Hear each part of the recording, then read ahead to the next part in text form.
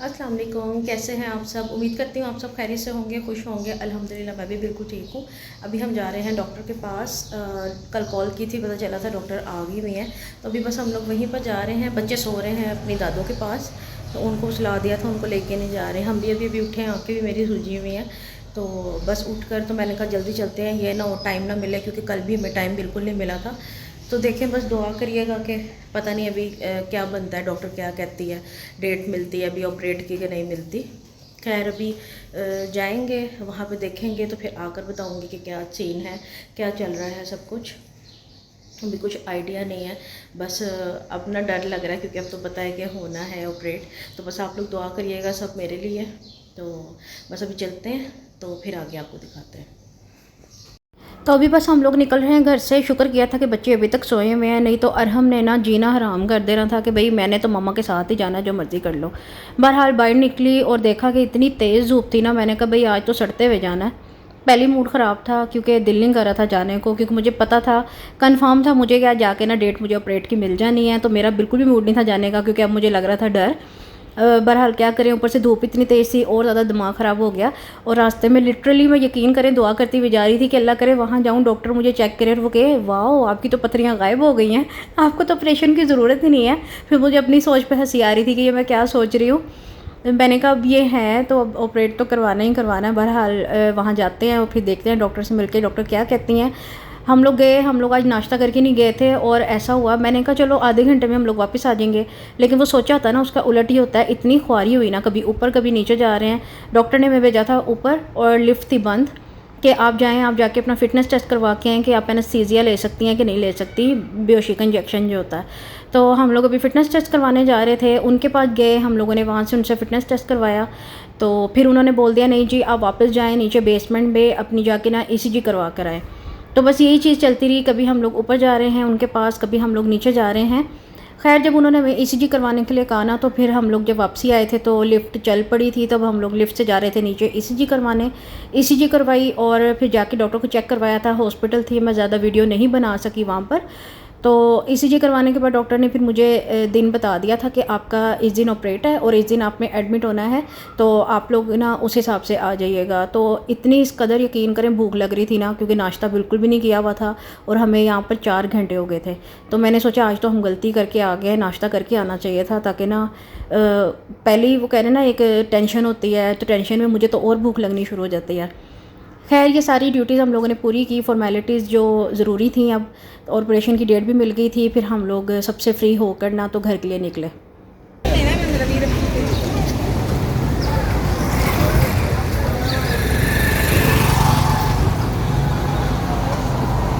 मैं तो नहीं बैठ रही बाइक पे,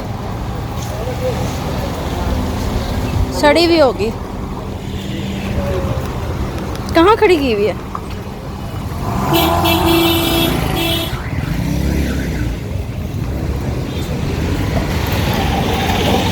चौथे महल्ले खड़ी करती है, वो भी धूप में। गर्म है ना? गर्म होगी, मैं कह रहा हूँ नहीं है गर्म। बस ठीक है। वापसी पे फिर मैंने हस्बैंड को बोला अब तो भूख से बुरी हालत हो रही है, अब इतनी हिम्मत नहीं है कि घर जाके मैं नाश्ता भी बनाऊं और फिर करूं, आधा घंटा वहीं लग जाएगा। तो बाहर से ही ना कुछ ले लेते हैं। तो यहाँ पर हम लोग आए थे चने लेने के लिए, बहुत रश लगा हुआ था। ये वाले भाई के चने बहुत अच्छे होते हैं और ये फलों वाले अंकल भी बहुत अच्छे थे। मुझे कह रहे थे कि बाजी आप बैठ जाए मेरी कुर्सी पर, मैं खड़ा हो जाता हूँ। मैंने कहा कोई बात नहीं अंकल आप बैठें, खैर है। फिर उसके बाद हम तंदूर पर आए थे नान लेने के लिए, वो लेकर तो फिर हम लोग नाश्ता लेके घर के लिए निकले थे। तो अभी हम लोग घर आ गए हैं और आकर मैं यहाँ नाश्ते की तैयारी कर रही हूँ। ये देखें यहाँ पे,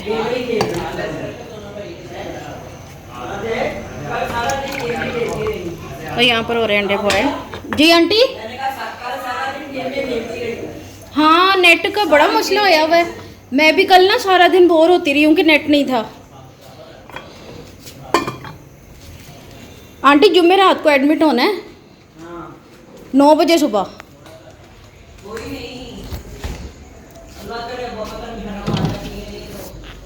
नहीं वो मामी को कहा हुआ मैंने, आपके साथ मामी है? मामी कह रही थी कि मैं रुक जाऊंगी। चलो ठीक है, वो चलो मैं हाँ जी, अभी फाइल नहीं बनी ना, फाइल बननी है अभी।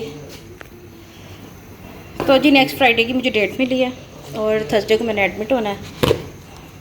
घर में नेट नहीं आ रहा, कल से हम लोग बोर हो रहे हैं शदीद किस्म के, समझ नहीं आ रही। जी आंटी, नहीं आंटी, वो जो अंगूठे पे चोट लगी हुई है ना, वो ये उधर गए थे ना जंपिंग वाले में, वहाँ से गिरे थे ये। आलियान को भी लगी कोनी पे।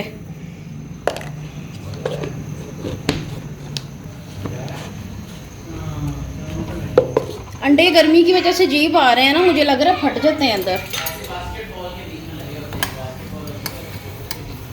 यार अभी नाश्ता करके ना तो दोबारा से उसको नेट वाले को कॉल करें।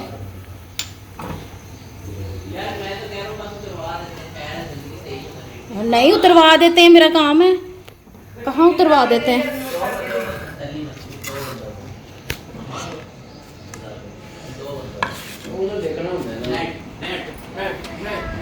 हाँ तो बेचैनी लगी हुई, थरथरी मची हुई, तो क्या हो गया है? हाँ। बताएं मुझे ज़रा, हमने काम नहीं करना। अच्छा कल आपको बेचैनी नहीं लगी हुई थी? बताएं ज़रा, नेट नहीं आ रहा था। नहीं लगी हुई थी?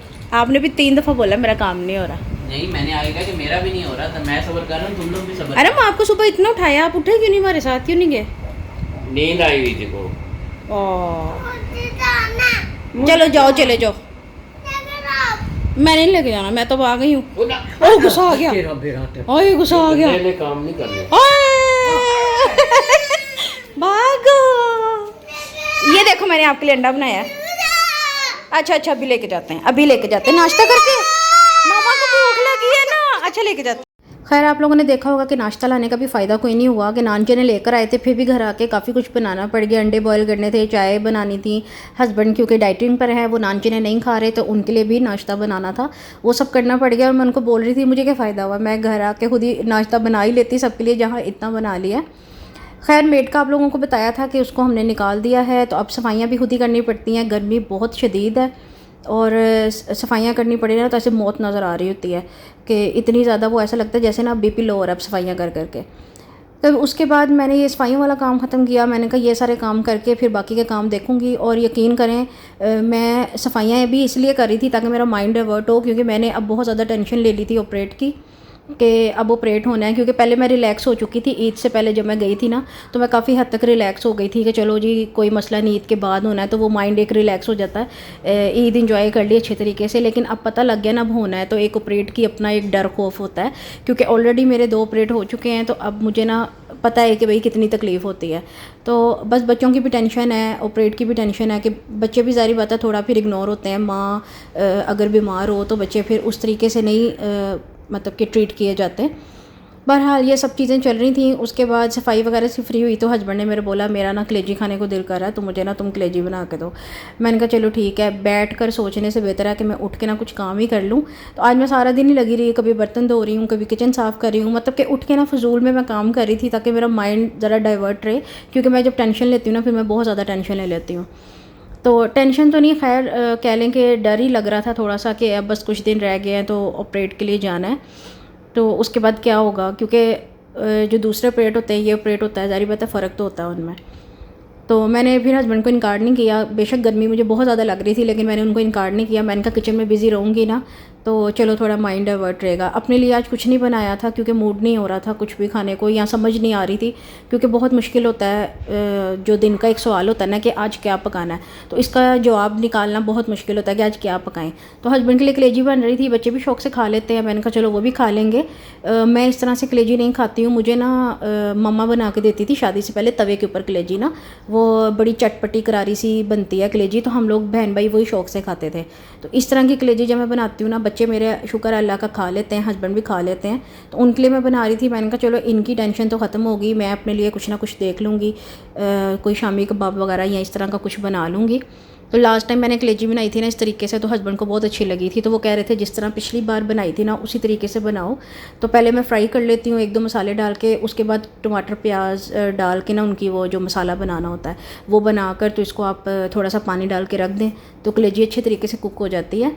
ये देखिए ये सारा मसाला मिक्सचर रेडी हो चुका है, पानी थोड़ा सा मैंने डाल दिया है। अब इसको ढककर हम लोग अच्छे तरीके से कुक कर लेंगे, कलेजी आपकी रेडी हो जाएगी। तो अभी ये सब काम चल रहे थे, खाना वगैरह इनका रेडी हो गया था। मैंने कहा चलो अब इनको ना रोटी बना के दे दूँगी ताकि हस्बैंड और बच्चे खा लें ईज़िली, और मेरी टेंशन ख़त्म हो कि चलो जी खाना आज का तैयार हो चुका हुआ है। डेली बेसिस पे ना पता नहीं किस तरह लोग खा लेते हैं। मैं तो देख देख के थक गई हूँ ये गोश्त कलेजी कीमे। तो अभी कलेजी बनाकर फ्री हुई थी, तो उसके बाद मैंने सोचा शाम हो गई है, बच्चों के लिए मैं फ़्राइज़ बना लेती हूँ। और ये देखिए मेरी नई नकोर कढ़ाई कैसे साफ़ सुथरी, और ऑयल डाला है तो कितनी प्यारी प्यारी सी फ्राइज़ बन रही हैं इसके अंदर। तो मैंने कहा पहले आप लोग काली काली सी कढ़ाई देख के थक गए होंगे, तो आज आपको नई कढ़ाई का भी विज़िट कराया जाए। जिसको नए करने के चक्कर में ना मांझ के मेरे हाथ दुख गए, लेकिन फिर जाके ना ये पूरी साफ़ हुई थी। अभी भी साइड से आपको थोड़ी थोड़ी ब्लैकनेस नज़र आ रही होगी, लेकिन खैर है फिर भी काफ़ी हद तक साफ़ हो गई थी। और ना बहुत अच्छी, बहुत ही मज़े की ना इसमें आज मुझे, मतलब कि मुझे भी खुद खुशी हो रही थी, मज़ा आ रहा था चिप्स बनाने का ना इसके अंदर के। साफ़ सुथरी कढ़ाई, साफ़ सुथरा ऑयल तो अच्छी लगती है। मैंने कहा था कि अब मैं ना इसको जल्दी साफ़ कर लिया करूँगी, इतना टाइम नहीं लगाऊंगी, क्योंकि फिर बाद में मेहनत भी खुद को करनी पड़ती है तो बहुत मसला हो जाता है। खैर फ्राइज़ रेडी हो चुकी थी और अरहम की नज़र पड़ गई थी ये रिंग्स पर, तो वो कह रहा था मम्मा मुझे ये भी बना के दो। मैंने कहा चलो जी आज ही ना ये सारा तुम लोगों ने ना ऑयल का काम करवा लेना। खैर फिर देख कर ना मेरा भी दिल कर रहा था, मैंने कहा चलो थोड़े से मैं भी खा लूँगी। वो पापड़ देख के ज़रा दिल ललचाता है ना, तो फिर मैंने उनको ये भी बना कर दिए थे। बहुत ही मज़े के लग रहे थे बनते हुए ना। आप लोग वो वीडियोस देखते हैं ना हम लोग, सेटिस्फाइंग वीडियोस जो होती हैं उसके अंदर इस टाइप की चीज़ें बन रही होती हैं तो बहुत अच्छा लगता है।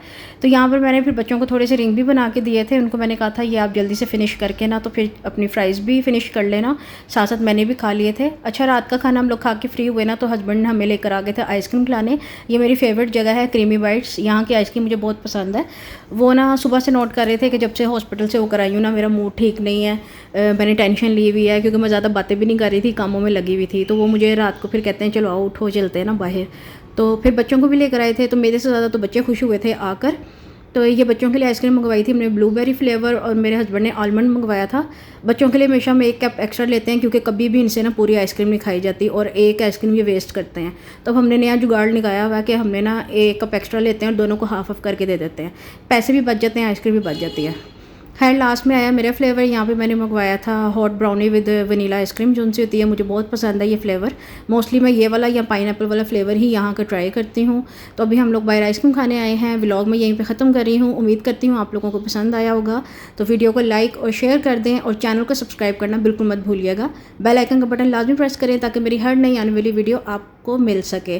तो इसी के साथ दें मुझे इजाज़त। आपसे मुलाकात होगी इंशाल्लाह नेक्स्ट व्लॉग में। तो अपना बहुत सा ख्याल रखें और मुझे ख़ास तौर पर अब दुआ में याद रखें। अल्लाह ने के बान, अल्लाह हाफिज़।